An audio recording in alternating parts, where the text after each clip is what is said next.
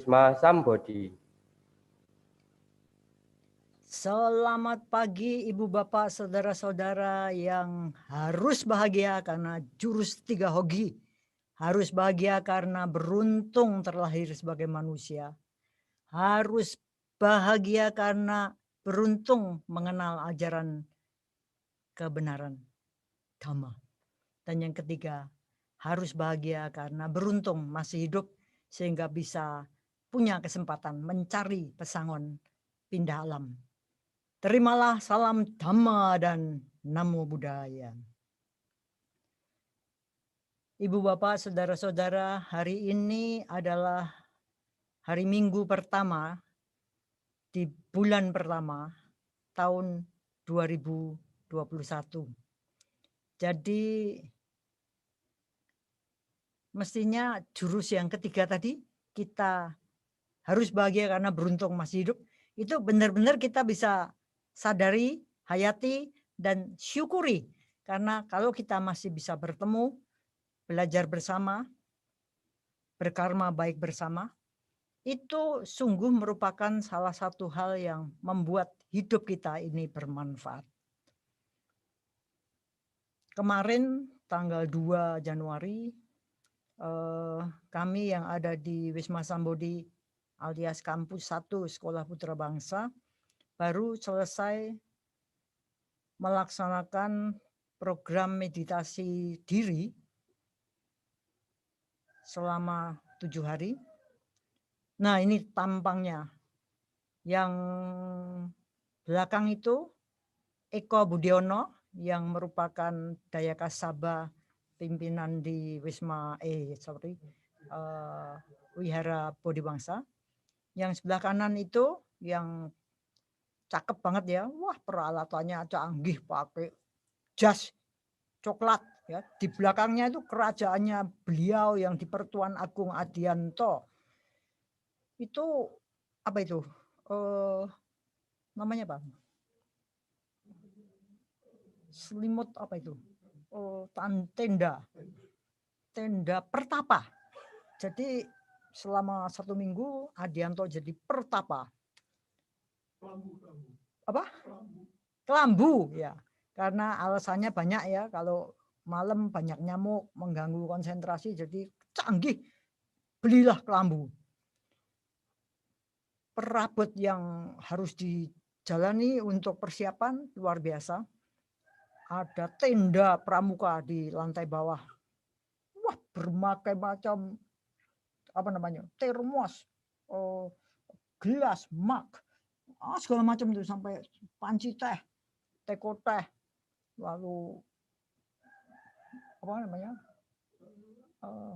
dupa. Pokoknya wah, ciamik sekali ya. Tapi bagaimana prosesnya ya walahu alam, kita semua kan sibuk dengan pikiran kita sendiri. Jadi sungguh merupakan satu hal yang menarik. Kalau yang di depan itu Wena, saya dan Endang, gedebak-gedebuk juga sendiri.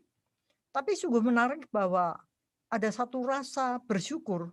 Aduh, kita bisa mengakhiri tahun 2020. Dan karena selesainya baru tanggal 2, biasanya tanggal 1 kita selesai, tapi karena ini kejepit ya, kita selesai tanggal 2. Kita masih hidup menyongsong tahun 2021. Kalau di luaran selamat tahun baru, happy, pesta-pesta mungkin biasanya demikian. Tahun ini tidak ada. Biasanya kita terganggu tanggal 31 mesti duor. Hari ini tidak ada. Maka muncul kesadaran, kebijaksanaan, satu kenyataan yang menghantam.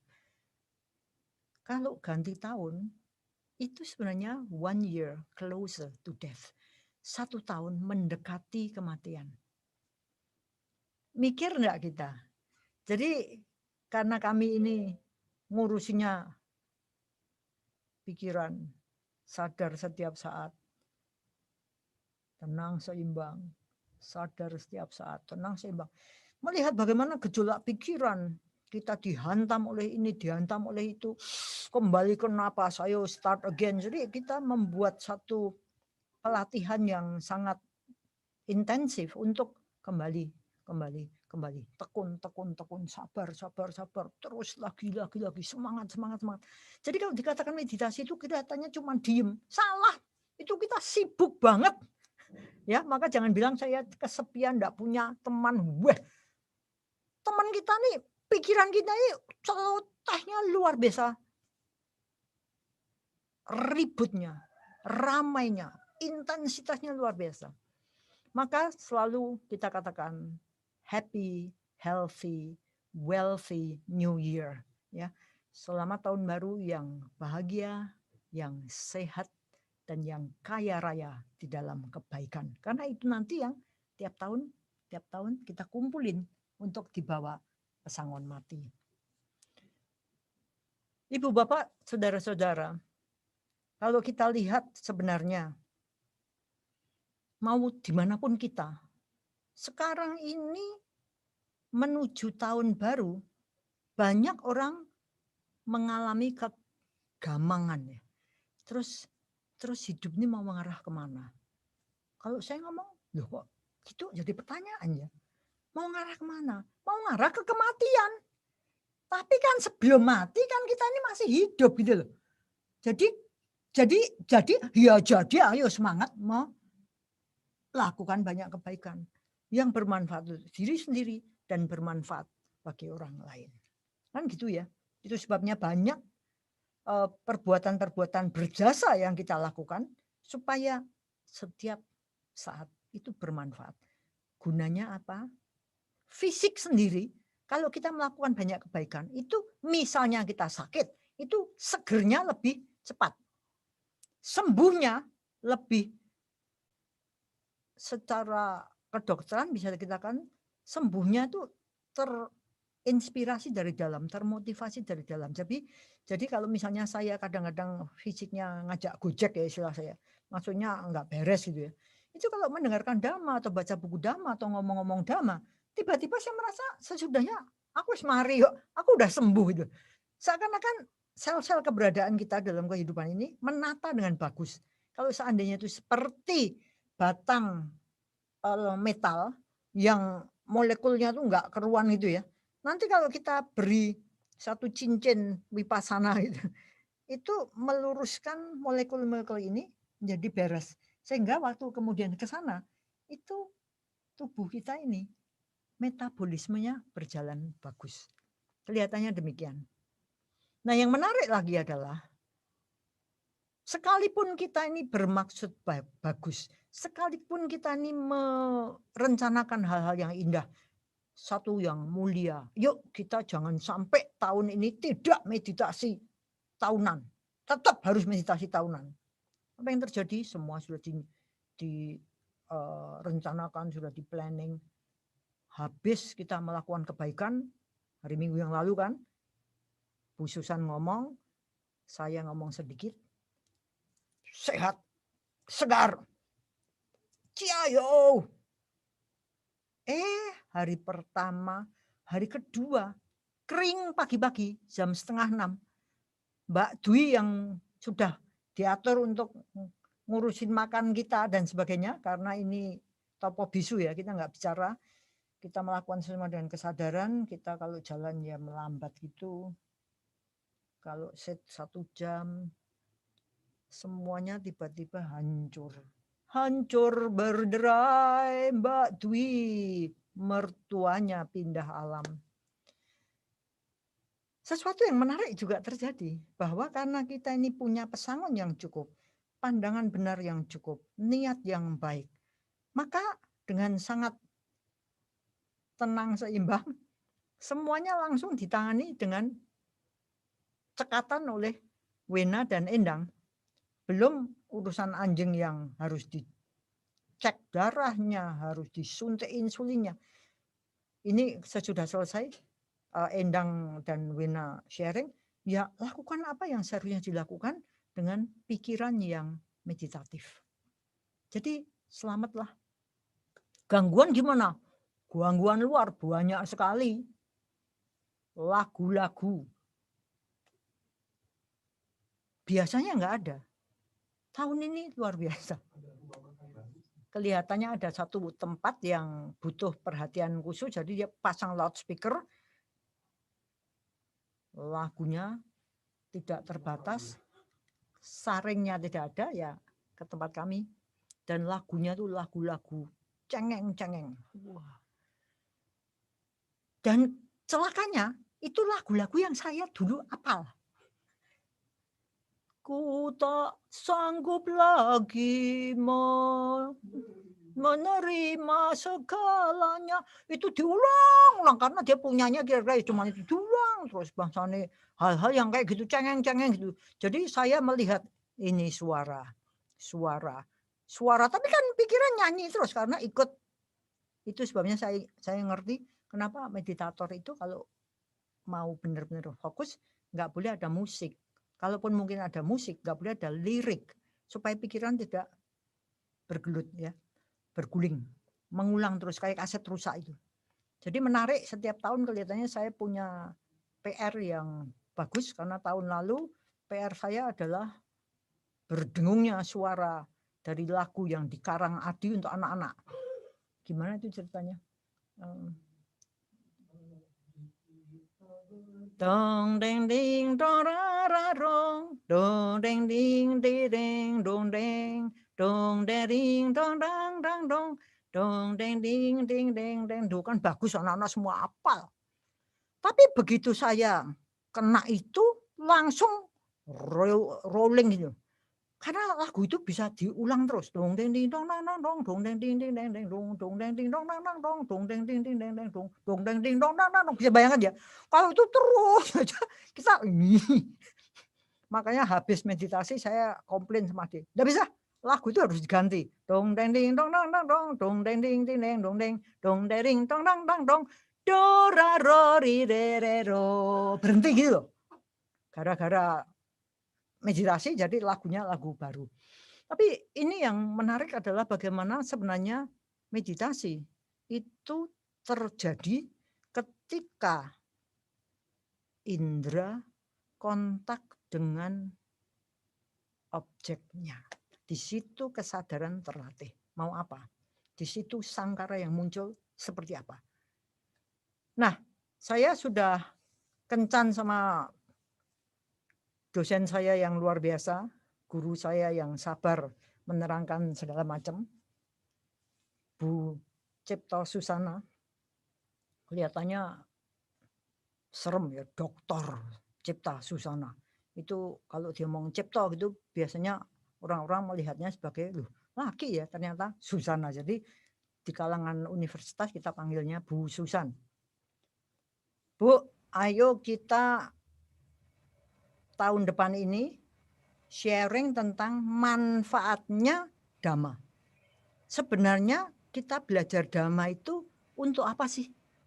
Manfaatnya apa? Bukan untuk belajar secara intelektual, tapi bagaimana menerapkan, mempraktekkan apa yang kita sudah pelajari itu di dalam kehidupan keseharian.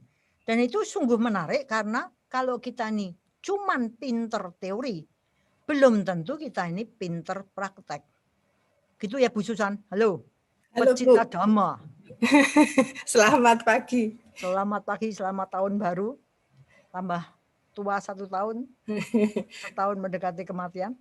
Jadi menarik sekali melihat bahwa apa yang menjadi bahan setiap hari Minggu ini ternyata bisa juga membuat satu perubahan dalam kehidupan. Nah, ini yang bagi saya menarik sekali.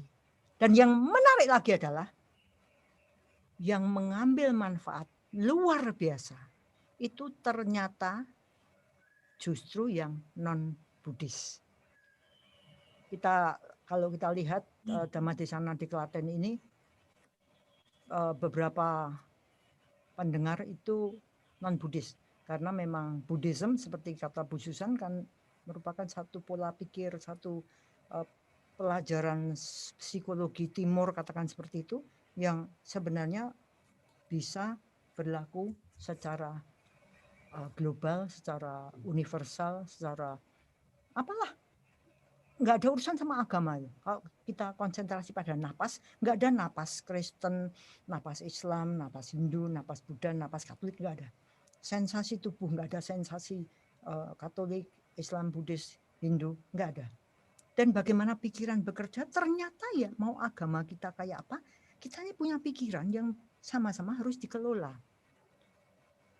Oleh sebab itu, hari ini pada minggu pertama, bulan pertama tahun 2021, gimana Bu? Kita sharing tentang pengamatan kita. Bu Susan ada di sana, kau di sana, aku di sini. Tapi punya masukan tentang si A itu mendengarkan Dhamma Desana di Klaten, khususnya sesudah tandem-tandeman seperti ini, ternyata ada omongan yang menarik. Ayo Bu Susan dulu. Saya dulu, Bu Lani. Ya, jelas. Saya tadi ngomong bahwa kalau kita habis Dhamma Desana atau talk good Dhamma atau berpikir dengan hal yang baik, itu fisik menata dirinya. Jadi kalau Bu Susan tadi katanya Adi, ini Bu Susan agak ngkrik-ngkrikin ini. Saya katakan kalau sudah Dhamma Desana nanti kan sembuh. Kita buktikan, Bu. Monggo, Bu. Ya, terima kasih Bu Lani. Selamat pagi, selamat tahun baru Bapak Ibu dan saudara sekalian yang hari ini mendengarkan Dhamma Desana pertama di tahun 2021. Ya, sharing pertama dimulai dari sakit ya Bu ya. Ya, jadi hal yang saya rasakan memang ini suami saya nanti bisa ditanya gitu ya. Jadi sejak muda itu saya tidak tahan rasa sakit, Bu. Dan imunitas itu mudah sekali turun. Jadi kalau stres atau banyak pekerjaan ya, pasti banyak pekerjaan itu ada stresnya. Saya tuh bisa sakit dan sering rawat inap, intinya begitu. Wow. Nah, lalu sampai saya itu tahun 89 ya, 88, 89 itu kira-kira tahun pertama, tahun kedua saya kuliah di S1, di Panti Rapih itu kalau saya lihat rekam medis saya itu kan nggak puas kalau dapat diagnosis. Karena setiap kali dokter ditanya atau suster ditanya, nggak jawab gitu. Lalu saya curi-curi gitu, waktu diperiksa, suster itu meletakkan rekam medis di dekat meja ya. Saya berbaring. Nyontek, ayo. Saya nyontek, itu tulisannya neurotik, Bu. Nah kan saya anak psikologi nih. Ya. Nah ini berarti gangguan jiwa kan gitu. Wah kok diagnosis saya itu bukan sakit fisik gitu, tapi neurotik. Nah intinya begitulah. Sampai saya dulu tuh takut punya anak, takut menikah karena saya tuh merasa paling nggak kuat lah kalau melahirkan ya. Karena saya tuh merasa sangat lemah. Nah itu berlangsung terus Bu, bahkan saya sampai punya anak itu ya kalau sakit itu lama. Bahkan yang terakhir, kalau Bu Lani masih ingat, hari pertama saya ke Klaten tahun berapa ya, 2012, 2013 itu saya habis rawat inap dan sakit 6 bulan itu nggak berhenti. Yang saya bilang ke Bu Lani itu sakit kepala, lalu diagnosisnya CMV, itu kalau Bu Lani masih ingat. Lalu Bu Lani bilang ke saya, Bu Susan itu kayaknya rasa bencinya tinggi, kalau Bu Lani masih ingat ya. Nggak ingat saya. Oh, nah, gitu ya? itu kita makan di itu loh Bu, restoran Chinese di depannya Putra Bangsa itu Bu. Namanya apa? Pokoknya, nah senengannya Bu Lani dan Bu Ena itu yang gurame, goreng telur asin. Nah, itu saya diberitahu Bu Lani seperti itu, lalu Bu Lani bilang, Bu Susan mau meditasi gitu. Artinya compassion-nya itu harus ditingkatkan. Welas asihnya itu ditingkatkan karena dengan begitu kebencian turun. Itu masih saya ingat gitu. Jadi jauh sebelum saya mendengarkan Dhamma Desana di setiap minggunya, saya sudah mengenal ajaran-ajaran ini. Kalau dulu itu sebelumnya memang saya suka baca buku, tapi semacam nasihat pengalaman langsung dari Bulani Buwena itu sudah saya dengarkan ketika Bulani menjadi dosen tamu di mata kuliah saya psikologi kepribadian. Nah, intinya adalah saya mulai mencoba apa yang disarankan Bu Rani ya. Kalau mau menghilangkan kebencian itu jangan ditekan, tapi tingkatkanlah kebalikannya. Nah, ini yang diulang-ulang Bulani dalam Dhamma Desana sebetulnya. Jadi kalau mau tidak loba, gitu kan, jangan ditekan lobanya, gitu kan. Tetapi kerendah hatian yang ditingkatkan, gitu. Nah, kalau mau menekan dosa, itu jangan dosanya yang direpres. Ini kalau bahasa Freud itu kan direpres, tapi ditingkatkan cinta kasihnya. Nah, itu yang saya terapkan, Bu. Nah, sejak saat itu saya belum pernah kambuh ya tentang migrain CMV itu. Dan berkali-kali kalau saya mau sharing, 3 minggu yang lalu ketika saya diminta Bulani berbicara tentang tanggal 20 itu Bu, Desember. Itu sebetulnya seminggu sebelumnya sakit gigi saya itu tak tertahankan. Bahkan saat saya mengikuti Dhamma Desana sambil sharing tanggal 20 Desember itu sakit gigi saya itu masih sebetulnya begitu. Nah, lalu menjelang tahun baru itu saya mulai meriang. Nah, ini kan berarti saya dipaksa meditasi. Mungkin sangu saya kurang, Bu. Kalau Pak Adi itu sangu kelambu gitu ya, sangu macam-macam. Karena sangu saya itu kurang gitu kan. Tetapi saya menerapkan apa yang dikatakan Bulani ya, berarti tubuhmu itu butuh diistirahatkan, pikirannya butuh diistirahatkan. Nah, sampai tadi malam itu saya masih meriang, jadi saya sebetulnya baca pesan Bulani. Tetapi kalau saya membalas via teks itu mata saya nggak istirahat gitu ya. Lalu saya merasa saya harus istirahat sehingga pagi ini saya bisa ketemu Bapak Ibu dengan segar. Nah, betul Bu, tadi pagi itu saya bangun itu sudah berkeringat normal. Artinya hari ini saya sudah seperti biasa. Nah, itu yang saya dapatkan dari gejala fisik saya sendiri, bahwa apa yang dikatakan Bulani itu, waktu itu Bulani mengatakan amati gejalanya di mana Bu. Itu tuh kalau dalam ajaran Buddha itu mencerminkan, saya nggak tahu istilahnya apa, emosi, perasaan atau apapun, atau pikiran sebetulnya. Nah itu tuh saya ingat betul, dan setiap kali sekarang saya sakit, saya perhatikan gejalanya apa, dan pikiran apa yang ada di dalam diri saya, sehingga membuat tubuh saya sakit. Nah, ini yang menurut saya satu manfaat yang saya dapat, dan itu semakin tercerahkan. Kalau dulu kan cuman Bulani bilang, pokoknya amati. Nah, dalam Dhamma Desana yang setiap minggu itu, saya itu semakin paham apa yang dimaksud Bulani dan Bu Wena dalam perjumpaan kita, entah di meja makannya Bulani, entah di restoran, entah dimanapun. Bahkan saat di rumah sakit Bethesda, Bulani ingat jempolnya Bulani bermasalah. Bulani habis meditasi itu 2 tahun lalu saya kira. Lalu Bulani ketemu saya, lalu berbicara satu buku. Nah, itu tuh pemahaman saya itu masih sangat kognitif gitu. Tetapi dengan mengikuti Dhamma Desana yang setiap minggu itu saya semakin tercerahkan. Oh, yang dimaksud Bulani itu kayak gitu toh. Dan itu saya sukanya Dhamma Desana itu memang mungkin bagi orang-orang tertentu yang nggak ingin memahami itu kayaknya kok diulang-ulang toh Bulani ini gitu ya.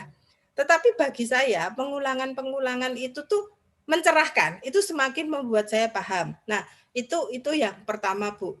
Banyak sebetulnya ya. Yang kedua, Bapak Ibu dan saudara sekalian, yang saya rasakan dari ikut mempelajari ajaran Buddha, baik sebelum saya ikut Dhamma Talk-nya Bu Lani di Wisma Sambodi Vihara Bodhiwamsa Klaten, yang saya dapatkan itu, dan itu diulang-ulang Bu Lani, itu adalah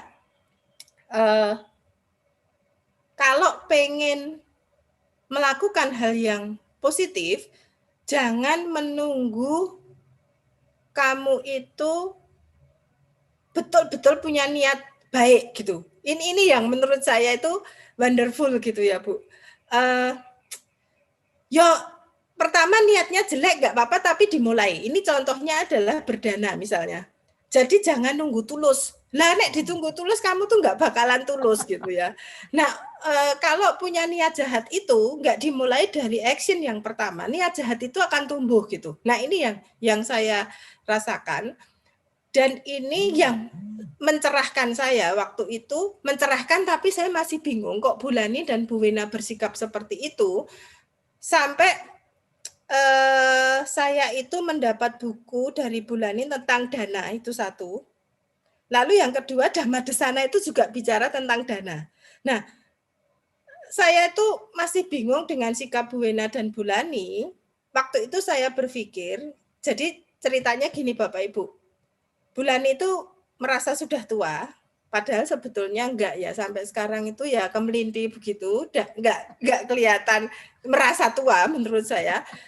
Punya laptopnya besar sekali tapi masih kondisinya bagus, warnanya biru. Nah lalu Bulani pengen beli laptop yang ringan karena merasa lebih baik membawa beban yang ringan, itu yang saya ingat. Lalu Bulani memberikan laptop itu ke saya. Nggak tahu bagaimana, ini sebetulnya karma buruk saya Bulani, bukan karmanya Bulani atau Bu Wena. Saya pakai belum ada setengah tahun, mati laptopnya. Nah, lalu saya ke Asus itu kayaknya mereknya Asus. Saya ke Asus bilang, ini bisa dibelikan, tapi karena spare part-nya nggak keluar lagi, jadi harus bikin pabrik. Saya nggak tahu pabrik atau agennya itu harus bikin. Harganya murah sebetulnya 500.000.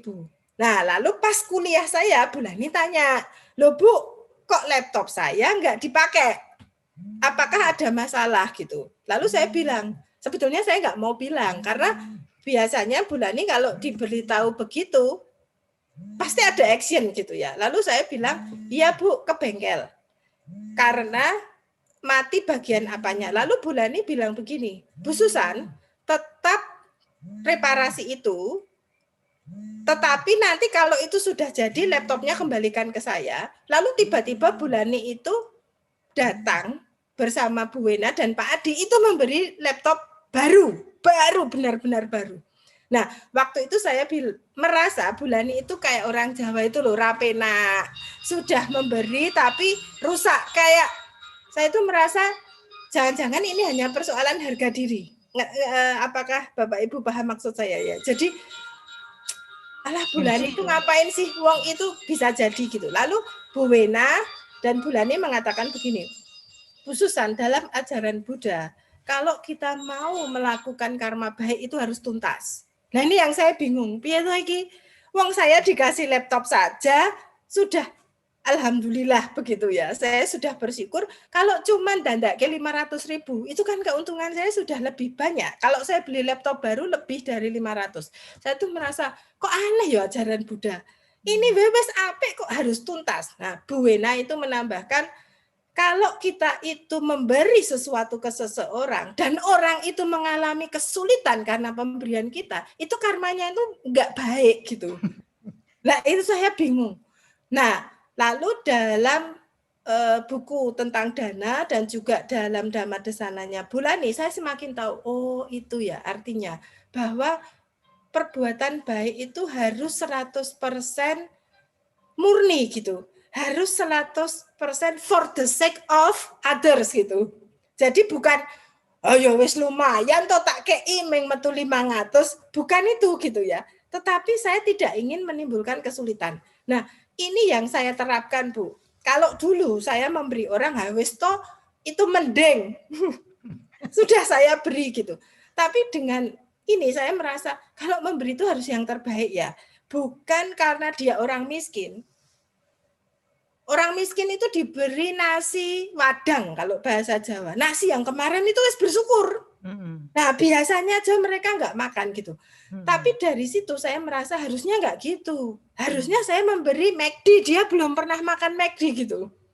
Artinya kita nggak boleh mengatakan wis mending saya beri sesuatu. Nah ini all out. Ini istilahnya Bulani itu kalau kita mau berbuat baik itu all out. Nah itu yang menurut saya itu saya terapkan, Bu. Jadi saya itu diajari orang tua saya itu hidup hemat. Nah, tetapi kalau ini tidak hati-hati menjadi pelit, ini kata Bulani ya.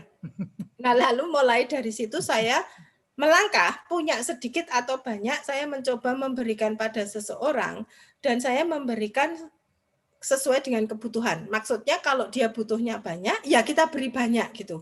Kalau dia nggak butuh banyak, ya kita beri sesuai kebutuhan dia. Nah, kalau dulu saya begini, karena ajaran orang tua itu, karena takut miskin ya Bu. Jadi kita itu pernah kaya sekali lalu jatuh miskin, maka orang tua saya mengatakan jangan menghamburkan uang karena nanti ketika kamu miskin nggak ada orang yang menolong. Nah, ketakutan macam itu membuat saya juga kadang-kadang kalau memberi itu tidak all out. Awal, betul. Karena saya takut miskin. Saya takut nanti kalau sengsara hidupnya seperti apa. Nah, dari ajaran-ajaran Buddha yang saya dengarkan dari Bulani, Bu Wena, dan juga dari bacaan, plus Dhammadesana, saya semakin diteguhkan bahwa memberi itu nggak usah memikirkan diri sendiri. Kalau kamu memberi tapi masih memikirkan diri sendiri, itu intensi kemurnian pemberian itu berkurang gitu. Nah, karma baik itu ya berkurang karena intensi itu penting. Jadi pikiran jahat dan pikiran baik itu sangat penting dalam menentukan poin karma baik yang kita berikan. Nah, itu yang dulu saya nggak sadari. Nggak melek gitu ya mata saya tentang hal ini. Dan dulu saya merasa kalau memberi itu, Kak istilahnya Bulani, ya. Berarti saya lebih mampu dari orang itu dan memberi sedikit pun itu nggak apa-apa. Yang penting orang itu toh biasanya tidak begitu, saya beri seperti itu, ya dia harus bersyukur gitu. Nah, saya tidak memperhitungkan bahwa kalau memberi, sementara kita menambah kesulitan hidup, itu bukan karma baik loh yang kita tuai. Nah, ini yang saya tuh terheran-heran, kok sampai sedetail itu ya, bagaimana mengatur pemberian. Nah, ini yang saya lihat, lalu buku tentang berdana itu saya ulang-ulang untuk saya baca, karena sebetulnya menurut Bulani, yang paling gampang itu memberikan uang, materi. Tapi kok bagi saya itu ya nggak gampang, Bu. Untuk orang-orang tertentu memberikan sesuatu materi pun, itu tuh menurut saya tidak selalu mudah, terlepas dari orang itu miskin atau kaya. Nah, itu poin yang saya dapat. Lalu yang berikutnya Bulani tentang compassion, saya dulu itu mudah benci. Kalau Bulani melihat saya itu kan orangnya kritis. Ya, betul. Kritis, analitik gitu. Bulani pernah mengatakan orang yang kritis dan analitik itu bisa hate. Jadi larinya ke kebencian. Nah, kalau nggak diolah itu jadi nggak bijaksana. Nah, dulu saya itu mudah marah, mudah nggak terima kalau dicurangi gitu ya, Bu. Intinya kalau ada sesuatu yang menurut saya itu tidak adil dan terutama untuk diri saya, untuk orang lain pun saya akan merasa begitu, apalagi untuk diri saya itu tuh saya mudah sekali merasa nggak terima. Nah, Bulani itu mengatakan belajar welas asih itu juga akan membuat orang lain itu berubah perilakunya. Jadi kalau dibenci, menurut Bulani itu ajaran Buddha itu mengatakan, kalau kamu membenci seseorang, karmanya itu balik ke saya gitu loh. Nah, ini yang saya terapkan. Oh gitu ya. Nah, dengan mendoakan, kalau kita melakukan meditasi cinta kasih, maka orang yang punya niat jahat pun itu akan berubah niatnya. Nah, lalu saya diberi nih buku lagi oleh Bulani, meditasi meta. Nah, dalam buku itu saya sungguh merasa ada cerita-cerita orang-orang yang melakukan meditasi meta, terutama para biku waktu itu, yang suci, kira-kira begitu. Nah, lalu karena kesucian dan kemurnian batinnya dalam melakukan meditasi cinta kasih, itu bahkan semua kejahatan yang ada di sekitar wihara itu berhenti. Nah, ini yang menurut saya mengagumkan. Tapi di buku itu dikatakan hanya orang yang sungguh murni dan sucilah yang bisa menghentikan itu. Tapi kalau misalnya kita belum suci, ya kita jangan berharap sampai ke sana, tetapi paling tidak kita itu Mencoba. bisa mendoakan orang-orang yang punya niat jahat. Nah, itu saya terapkan saat anjing saya hilang. Kalau Bulani dan Bu Wena masih ingat, anjing saya hilang. Nah, saya menerapkannya melakukan meditasi meta, bahkan dalam seluruh perjalanan saya ke Surabaya di pesawat terbang, dimanapun saya melakukan meditasi meta, dan dalam meditasi itu yang saya doakan bukan anjing saya kembali, tetapi jauhkanlah anjing saya itu dari nasib buruk. Itu yang saya doakan. Sehingga kalau ada makhluk-makhluk lain termasuk manusia punya niat jahat terhadap dia, itu saya doakan semoga mereka dipenuhi cinta kasih.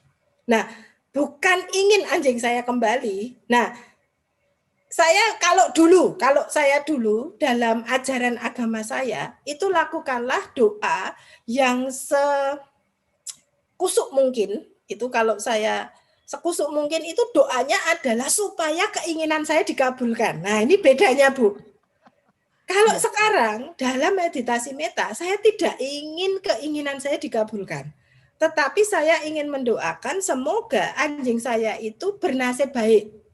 Semoga segala kejahatan yang dia lakukan di masa lalu itu saat ini tidak kembali membuat dia bernasib buruk. Itu yang saya lakukan. Lalu saya mendoakan semoga makhluk-makhluk yang ada di sekitar anjing saya termasuk manusia yang punya niat buruk itu diberikan cinta kasih. Nah, ini yang doa yang beda sekali. Yang dulunya tuh kalau doa dalam ajaran agama saya yang pernah saya ikuti itu kayak kalau nggak hati-hati itu loba gitu. Keinginannya itu harus terpenuhi, anjing saya kembali. Nah, saya juga tidak menyangka bahwa anjing saya dikembalikan. Nah, itu artinya saya merasa, oh berarti orang yang menangkap ini kan sebetulnya dia tertangkap di kandang babi, Bu. Konon kabarnya, kalau anjing ini nggak laku dijual hidup akan disembelih. Jadi dijual jadi daging intinya. Lah kok dikembalikan ke saya? Itu artinya saya nggak tahu apakah meditasi saya itu berhasil atau enggak, karena saya bukan orang suci, tetapi kok saya merasa berarti niat jahat dia itu tuh tidak terwujud saat itu. Nah, itu yang saya rasakan bahwa banyak hal membuat saya itu berubah, termasuk sekarang itu saya kalau marah, itu bukan marah yang penuh kebencian. Kalau Bapak Ibu sekalian dan saudara-saudara ingat Dhamma Desananya Bulani, kita itu perlu menunjukkan sikap tegas dan marah pada anak, pada siswa kalau dia berbuat salah, tetapi bukan kemarahan yang penuh kebencian. Kemarahan yang kita lakukan adalah untuk menegakkan disiplin dan supaya dia tahu bahwa yang dilakukan salah. Nah, dulu kalau saya marah, Bu, itu kayaknya penuh kebencian ya. Nah, itu yang membuat sakit fisik. Nah, lalu saya merasa kok sekarang saya bisa begitu ya. Padahal di psikologi itu juga diajarkan yang namanya emotional intelligence. Jadi kecerdasan emosi itu marah tetapi tidak marah. Saya juga belajar itu sejak tahun 90-an bulan nih. Tapi kok saya merasa menerapkannya itu lebih manjur kalau pakai kata perbesar compassion. Bukan kata-kata regulasi emosi gitu. Itu kok kayaknya lebih manjur kalau compassion itu dibesarkan, bukan hanya sekedar meregulasi emosi marah gitu, tetapi compassion itu dibesarkan sehingga marah dan kebencian itu turun. Nah, itu yang saya rasakan, meskipun dalam ajaran agama saya diajarkan mengampuni orang itu nomor satu, Bu. Tapi kok pengampunan saya itu bisa lebih cespleng itu dengan memperbesar compassion. Nah, ini loh bedanya. belajar mengampuni tanpa compassion itu kok kayaknya sulit ya. Belajar mengampuni tanpa memberi cinta kasih itu kok sulit. Nah, ini yang saya rasakan. Dan yang terakhir, yang ini selalu diulang-ulang Bu Lani itu adalah anicca. Nah, ini yang membuat saya juga tidak sangat terpuruk ketika kehilangan sesuatu. Dulu saya adalah orang yang sangat sulit bangkit dari rasa sedih ketika kehilangan. Misal, saya kehilangan ibu saya itu tahun 92, tetapi setiap malam saya itu bermimpi tentang ibu saya itu sampai kurang lebih 5 tahun yang lalu ya Bu. Berarti saya sangat attach terhadap ibu saya. Nah, kematian anjing saya ini, saya itu kan juga tresno nih sama anjing saya. Tapi kematian anjing saya itu tidak membuat saya depresi berlarut-larut karena anicca. Ya harus didoakan anjingnya. Kalau memang dia mau pindah alam menuju makhluk yang lebih baik, jangan digondeli. Nah, ini yang membuat saya lalu ketika anjing saya itu mau mati, saya sudah tahu hari ini tuh dia kritis gitu, dan saya nggak bisa ke klinik. Kan nggak boleh itu Bu, karena COVID ya. Nah, lalu saya doakan meta lagi Bu, supaya kalau dia itu mati, bukan kembali ke alam yang lebih buruk, tetapi kembali ke alam yang lebih baik. Nah, dan itu sekali lagi saya mendengarkan Dhamma Desananya Bu Lani tentang anicca waktu itu. Dan Bu Lani Bu Wena memberikan buku tentang alam peta. Oh iya. Nah, itu sangat membantu. Jadi mendengarkan Dhamma Desana Bu Lani plus buku alam peta itu membantu saya mendoakan anjing saya. Jadi itu hal-hal yang saya dapatkan dari Dhamma Desana Bu Lani maupun yang lalu. Nah, satu lagi Bu, ini terakhir. Saya nggak tahu. Terakhir, terus saja enggak apa-apa Bu. Soalnya menarik. Saya nggak tahu apakah yang dirasakan suami saya, nanti mungkin kalau Bu Lani dan Bu Wena ketemu suami saya perlu ditanya gitu ya. Apa enggak orangnya di sebelahnya Ibu toh? Nah, ini tadi itu dia masih tidur, saya nggak tahu apakah vertigo atau apa, saya nggak tahu Bu. Biasanya dia mendengarkan Dhamma Desana, tapi tadi pagi tak cari kok di tempat tidur. Nah, saya nggak membangunkan karena kalau toh dia lagi nggak enak badan, karena kemarin di rumah saya itu teman-temannya anak saya bakar jagung, mungkin tidurnya agak terganggu. Nah, itu yang saya amati. Kalau dia itu memang orang yang sudah sejak dulu lebih sabar dari saya.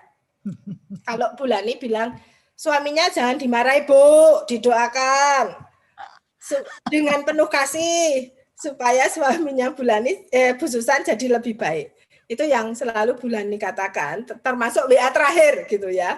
Nah, suami saya itu memang jauh lebih sabar dari saya gitu. Tetapi mungkin kelemahan dia itu adalah kurang gumregah gitu. Jadi kalau melakukan sesuatu itu kurang semangat. Yang kalau Bu Lani nulis semangat ke saya tuh T-nya bisa 100 gitu ya, atau ribuan. Nah, itu mungkin yang saya rasakan dari suami. Jadi dia baik, tetapi kalaupun berbuat baik itu nampak kurang semangat ya. Jadi menurut saya tuh semangat itu dalam arti intensi yang murni, intensi yang ikhlas. Nah, kalau orang Islam itu kan menyebutnya ikhlas gitu ya. Nah, itu yang saya rasakan setelah beberapa kali mungkin mengikuti Dhamma-talknya Bu Lani gitu ya. Dia dulu suka membaca, sangat suka membaca, tetapi karena pekerjaannya menjadi, dan semakin tua ya Bu, mata tua itu kalau membaca nggak enak ya. Nah, maka dia sekarang ini jarang membaca, dan mungkin Dhamma-talknya Bu Lani itu merefresh apa yang dia baca sebelumnya, karena sebetulnya dia itu kutu buku. Mulai buku filsafat, sastra, sampai apapun itu dia baca, politik gitu. Dia itu suka baca. Tetapi ya karena tadi sekali lagi pekerjaan dan mata, itu membuat dia itu kalau membaca sedikit itu kayaknya lelah dan pusing ya Bu. Ini mata tua itu memang begitu. Nah, Dhammatok Bulani itu saya kira merefresh apa yang dia baca, dan mungkin bukan hanya merefresh, menurut saya Dhammatok itu sedikit berbeda. Menurut saya apa yang diungkapkan Bulani itu lebih disederhanakan. Kalau kita baca buku aslinya tuh pusing, Bu. Saya merasa saya itu sangat terbantu dengan Dhammatoknya Bulani. Kenapa? Karena itu disederhanakan. Kalau saya baca buku aslinya tuh, wah pusing sekali. Penjelasannya sangat sistematis dan setiap hal itu dicontohkan detailnya.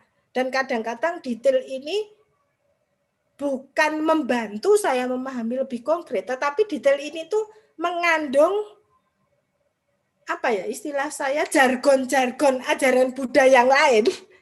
Tahu ya Bu maksud saya jargon. Istilah-istilah dalam ajaran Buddha yang lain yang saling berkaitan. Ini sulit menemukan gaduannya kalau bahasa Jawa. Iki apa toh maksudnya? Nah, dengan Dhamma Desananya Bulani, dengan skema yang dibuat Bulani itu kan jarang pakai PowerPoint. Nah, itulah kekuatan menurut saya coretan Bulani ya, karena menyambungkan dari A ke B ke C disambungkan lagi dengan skema. Nah, visualisasi ini menurut saya sangat membantu dalam memahami ajaran Buddha. Nah, kembali ke suami saya, itu yang saya rasakan, yang saya amati itu adalah lebih tidak awal. Nah, istilahnya Bulani. Jadi kalau melakukan sesuatu itu nampak ikhlasnya. Saya masih ingat, Bulani itu mengatakan orang itu kalau awal, kalau benci, kalau melakukan sesuatu itu enggak tulus, jalannya aja kelihatan. Itu saya masih ingat Bulani. Pundake medun. Jalannya, langkahnya diseret-seret. Disuruh buang sampah misalnya, kresek sampah ini diseret gitu. Nanti membuangnya masukkan bak sampah we diuncalke. Itu saya masih ingat. Nah, saya melihat bahwa apa yang dilakukan suami saya itu tuh cara melangkah, cara mengambil sesuatu, ketika melakukan untuk orang lain itu tuh saya melihat ini langkah bukan langkah awal gitu. Uluran tangan ketika membantu seseorang, ini uluran tangan betul-betul uluran tangan ya Bu, bukan makna konotatif ya, benar-benar saat menolong, mengambilkan sesuatu itu tuh bukan kepeksa. Ini yang saya lihat, bukan awal. Nah, padahal saya itu kan belajar psikologi tuh Bu. Saya kan juga belajar bahwa emosi itu ekspresinya ke perilaku gitu. Tetapi saya itu tidak begitu mengamati karena di psikologi itu hanya begini loh Bu. Marah itu tuh hormon yang keluar apa gitu, pikirannya apa, perasaan yang muncul apa, perilakunya apa.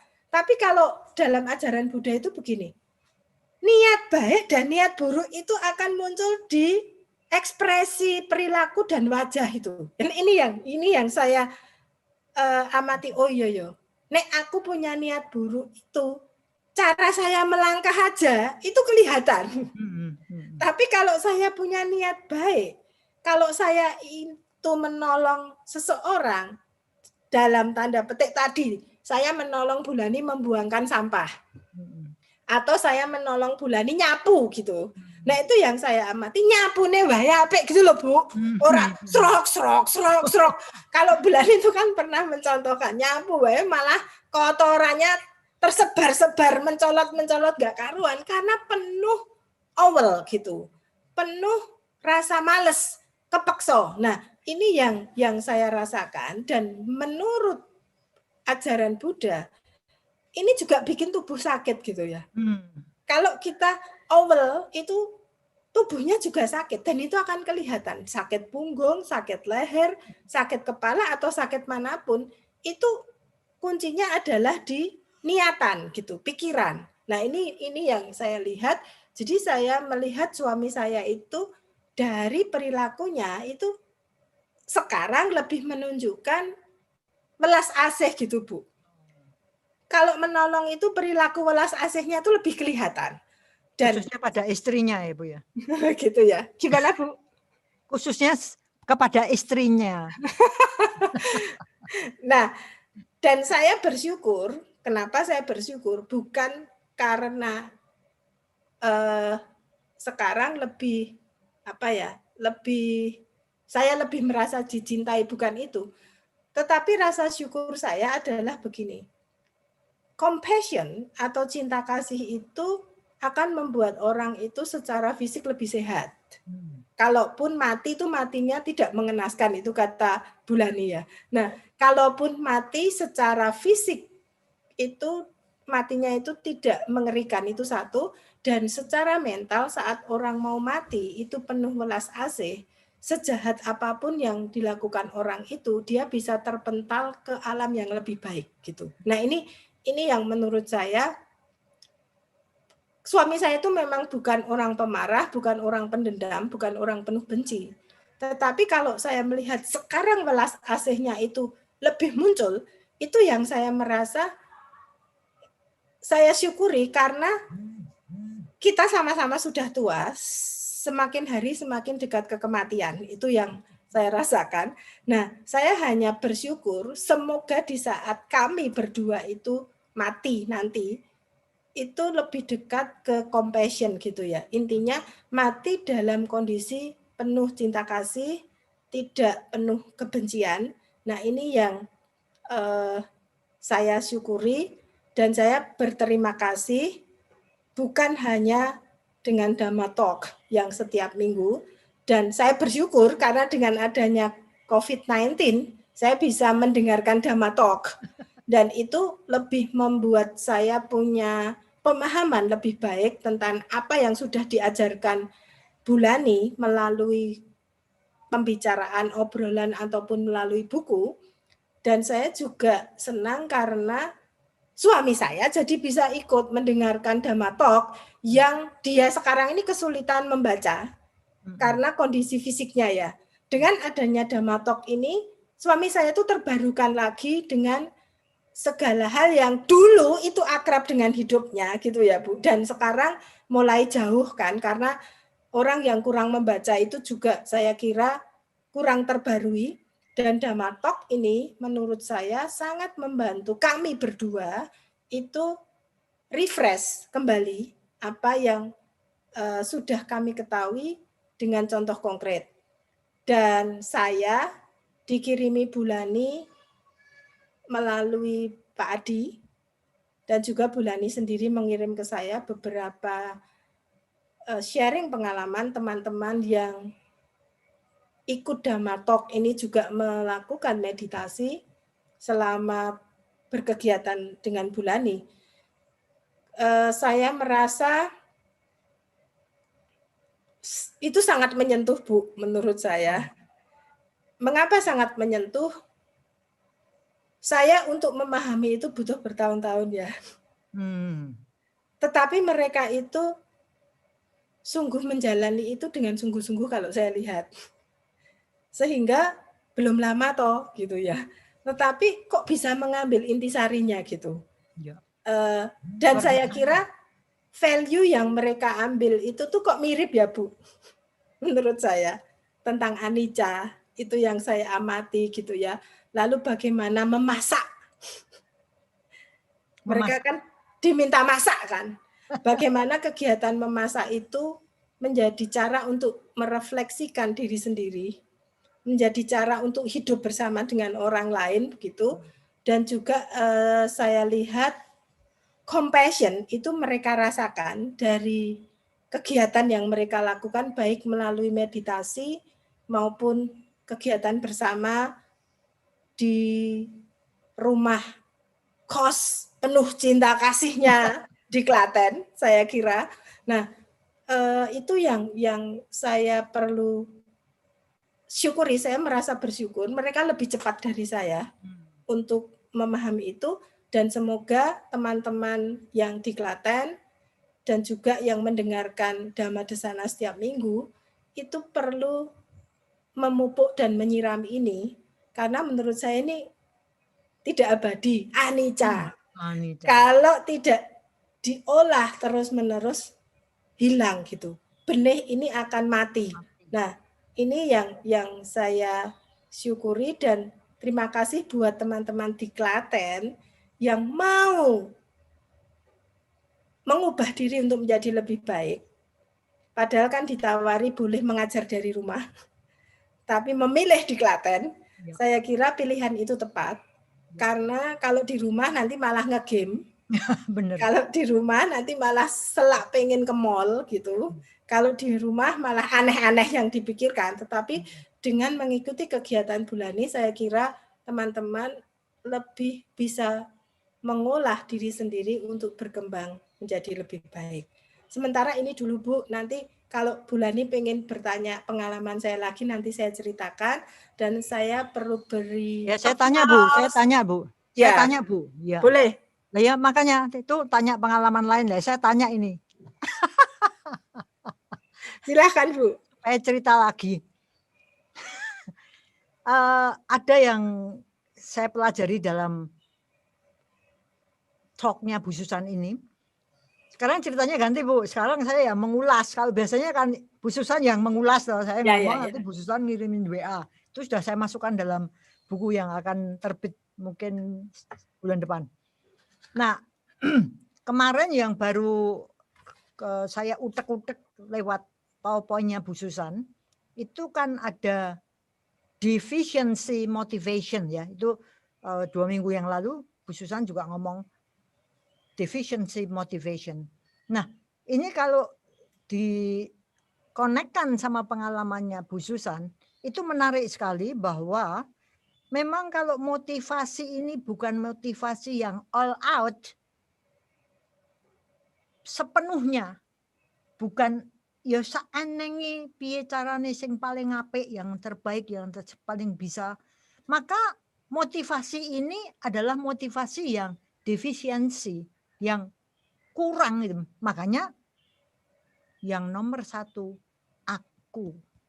Tadi kan Bu Susan ngomong tuh, kalau misalnya tidak ikhlas, tak keinginnya wis bejo kowe ya. Ayo matur nuwun sama aku. Tapi kalau kita sudah mengerti bahwa kebaikan itu ternyata nanti buahnya kembali pada si pelaku, maka konsep ini akan berubah. Kan gitu ya Bu ya. Jadi motivasinya yang defisiensi itu adalah motivasi yang penuh dengan ketidakikhlasan. Sementara yang being motivation itu sudah berada, dalam pengertian kalau mungkin kita katakan sebagai orangnya berada, artinya sudah punya apa-apa, maka hampir sama dengan abundance mentality. Mentalitas yang berkelebihan, berkelimpahan. Jadi misalnya kita memberi, itu sudah demi orang lain. Bukan, tapi sudah monggo.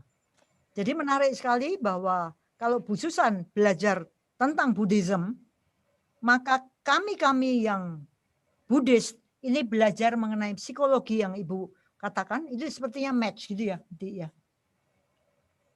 Jadi kita melihat bahwa kebenaran yang ditawarkan dengan kombinasi ini akan membawa pada kedalaman pemahaman. Dan itu luar biasa Bu. Saya merasa kami-kami, kita-kita ini sekaligus Ibu dan sekaligus saya, itu pantas berterima kasih dan bersyukur pada kesempatan yang bahwa yang menjadi, yang dumadi dengan adanya COVID-19, dengan adanya pandemi ini muncul hal-hal baik. Jadi mari kita berterima kasih pada diri sendiri. Makanya kalau Bu Susan tandem sama saya, jangan bosen loh Bu. Wah, ya Bu, asal saya sakit giginya sembuh, tidak meriang-meriang. Nanti kalau kelihatannya habis ini sembuh Bu. Minum yang banyak, minum obat pereda sakit, tapi penyebabnya harus dicari, itu mungkin ada yang lubang. Tapi ya Bu, ini memang saya harus ke dokter gigi, cuman takut COVID nih loh. Maksudnya apa? Kan kita harus mengurangi kontak dokter. Korek jres, jadi nanti alatnya dia di steril dulu gitu. Bawa lap, nanti duduknya di tempatnya gitu. Ya, tapi menarik sekali. Terima kasih banyak Bu. Juga terima kasih untuk Sang Miswa yang rela dijadikan contoh luar biasa. Tetapi hal yang menarik memang yang saya temui adalah, dan itu terjadi juga pada saya ini beruntung memiliki latar belakang yang bukan Buddhis seperti Bu Susan itu. Kita ini pecinta dhamma ya, ketemu lalu jatuh cinta kan gitu. Tetapi bagaimana pikiran bergeser ini memang menarik, amat menarik untuk dilihat gitu loh. Dan saya pribadi merasa beruntung banget gitu. Aku bisa ketemu ajaran ini ya. Kalau enggak, seberapa banyak penderitaan yang kita alami, seberapa banyak sakit yang kita alami, seberapa banyak tangis yang kita curahkan untuk satu kebingungan dan derita, kesedihan. Aduh, banyak sekali ya, sakit hati, kemarahan, tersinggung dan segalanya yang sebenarnya untuk apa toh? Maka sungguh kalau saya pikir bisanya kita ini ketemu itu saja, itulah berkah utama. Itu benar-benar betul ya. Enggak gampang ketemu, Bu. Enggak gampang ketemu. Saya tertarik sekali dengan ceritanya Bu Susan. Kita ketemu, saya ngomong gitu, aku pikir apa iya ya, apa aku diambil ngomong gitu ya. Tapi betapa kelihatannya ya ini loh. Sambung menyambung menjadi satu, itulah dhamma praktis. Jadi hal yang kelihatannya sepele, saya ngomong gitu tuh ya biasa ya. Ya saya ngomong sama orang-orang gitu. Tapi Bu Susan ngelihatnya kok tuing bermanfaat. Sebenarnya yang lain plus. Terjadi ya Bu, nggak ada manfaat. Terjadi, wong saya ngalami. Tahun 85 itu saya sudah disuruh menerjemahkan buku Buddhis loh. Tahun 85. Apa enggak, saya itu sebenarnya kan sudah nyentuh dhamma tuh. Tapi waktu kita ngomong, saya terjemahin tentang kebenaran tentang dukkha. Itu pertama. Kan ada 4 kebenaran mulia ya. Jadi kebenaran tentang dukkha. 4 kebenaran mulia itu kan wah diulang-ulang sampai setengah mati kita yang orang mudeng aja. Kebenaran dari kebenaran tentang asal mula atau penyebabnya dukkha.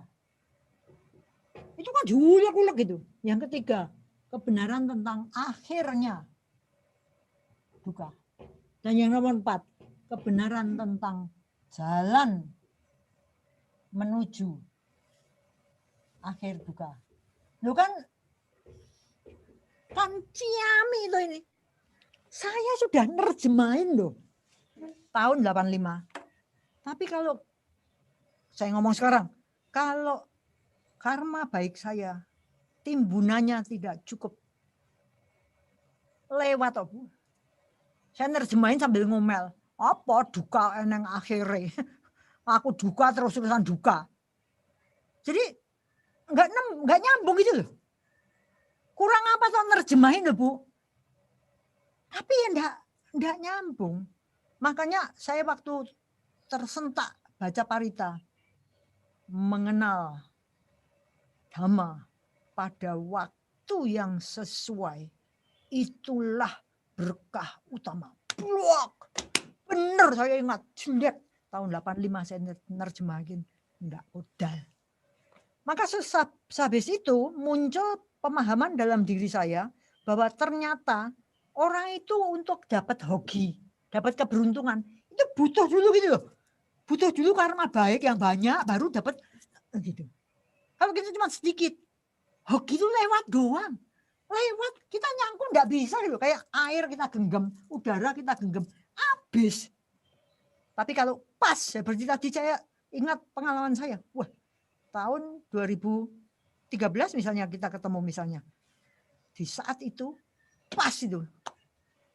Dan yang menarik adalah, karena saya sudah setengah mati yang loba untuk, wah ini bagus banget. Waktu kemudian saya sudah ngeh dengan dhamma, saya ngomong, wah ini luar biasa. Ini akhir duka memang mungkin dijalankan. Saya ngomong sama orang itu kan sepertinya wah semua orang saya bikin ayo ini belajar ke akhir duka ya ada loh caranya. Jalannya tuh ada loh. Misalnya Adi, tak omong itu. Oh sampai berbusa-busa Adinya. Belgedes.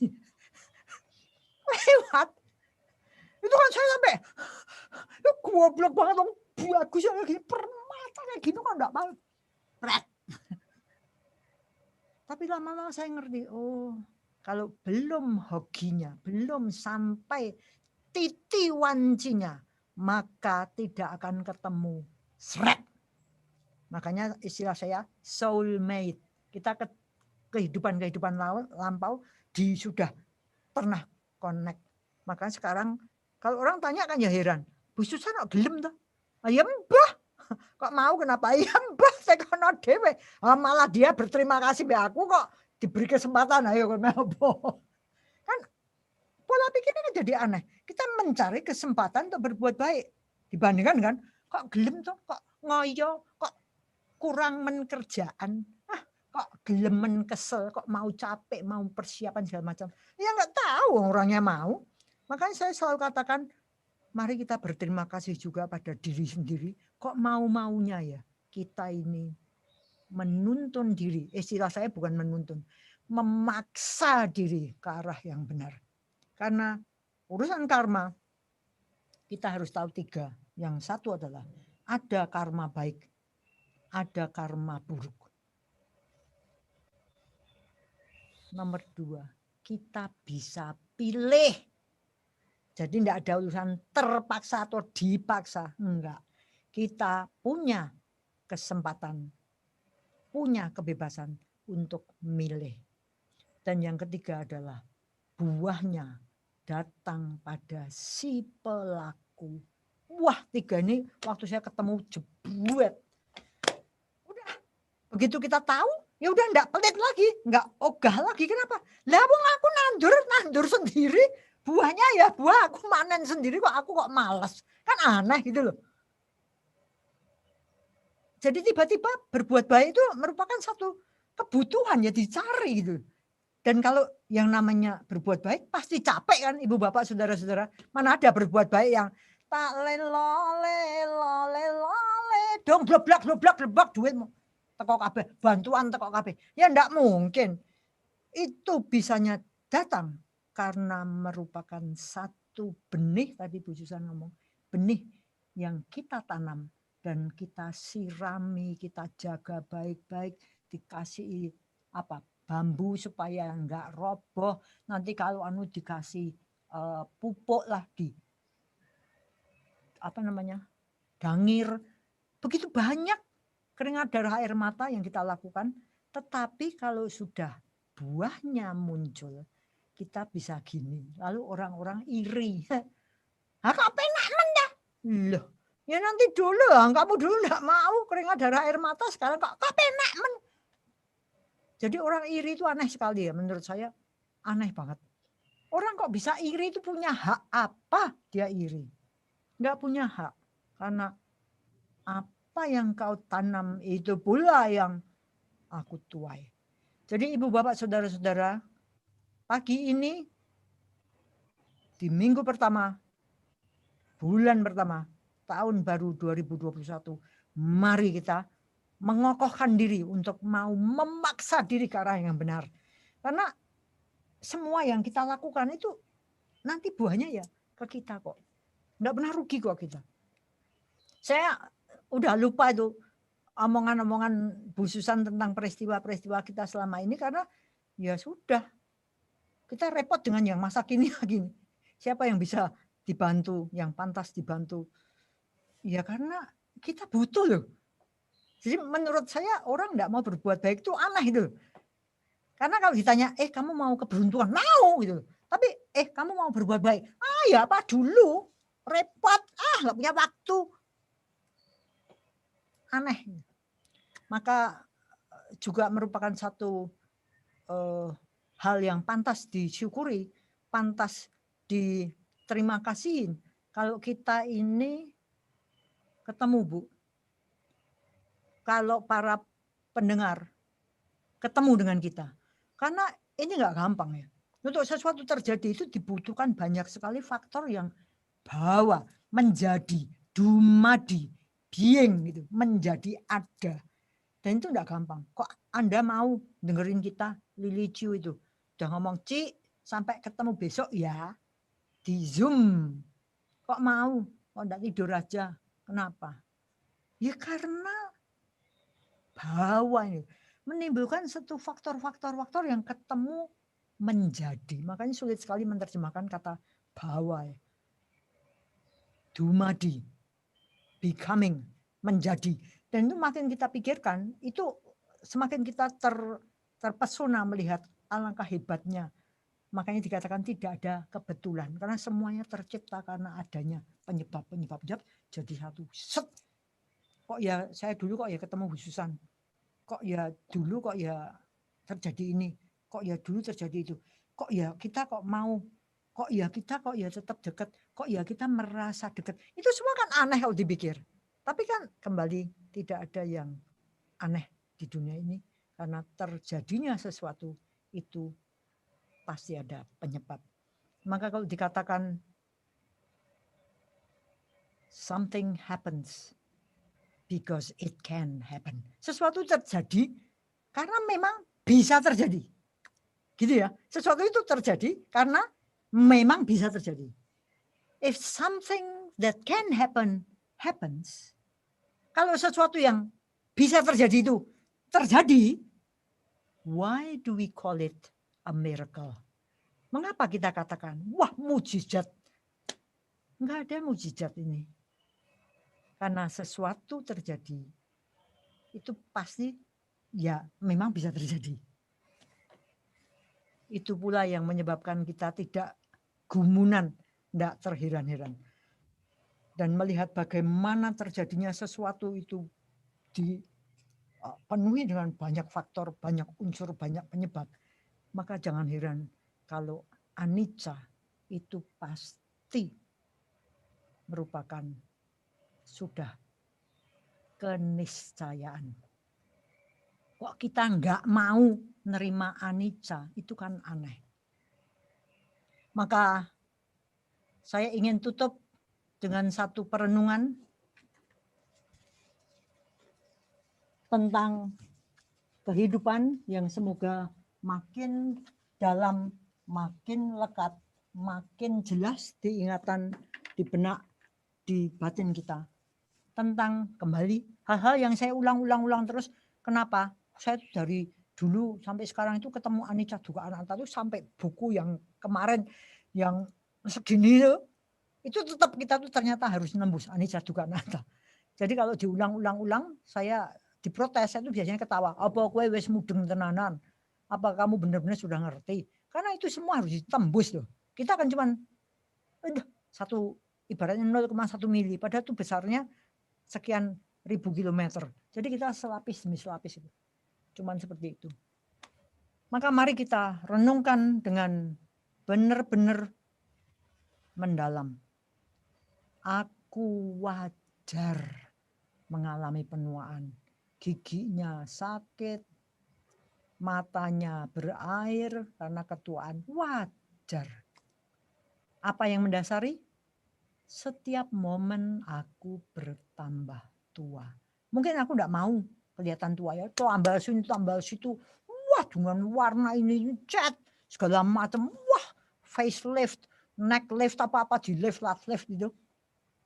Tiap momen aku bertambah tua. Grobiak. Ya, kalau sadar ya enggak apa-apa tuh.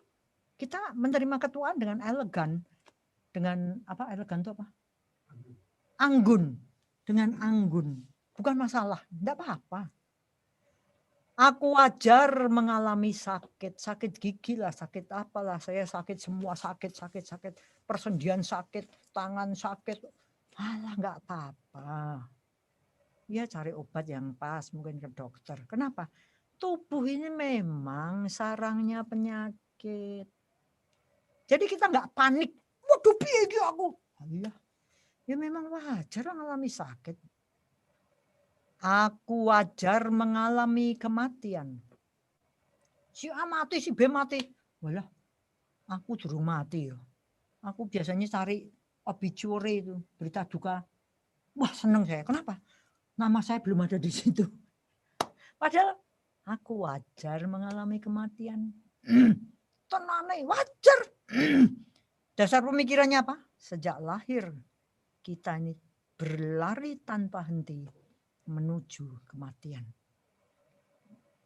Segala milikku yang kucintai dan yang menyenangkan, ataupun yang tidak kucintai dan yang tidak menyenangkan. wajar berubah, wajar terpisah dariku. Anjing kita hilang, anjing kita mati, terpisah. Wajar. Kita sedih, sedih, tapi kita tidak terpuruk karena ada kebijaksanaan yang menahan kita jatuh berguling-guling masuk jurang. Wajar. Kenapa? Anicca. Gunanya apa tahu anicca? Segala yang terpadu itu tidak kekal adanya. Gampang ambiar. Namanya juga terpadu. Satu unsur meminggatkan dirinya, ini pecahlah, udah berubah. Maka apabila ada kematian, segala yang terpadu tidak kekal adanya. Bila orang melihatnya dengan bijaksana, memang sudah waktunya ambiar, sudah waktunya hilang, sudah waktunya terurai, sudah waktunya mati. Bila orang melihatnya dengan bijaksana, sedih ya, tapi enggak lama.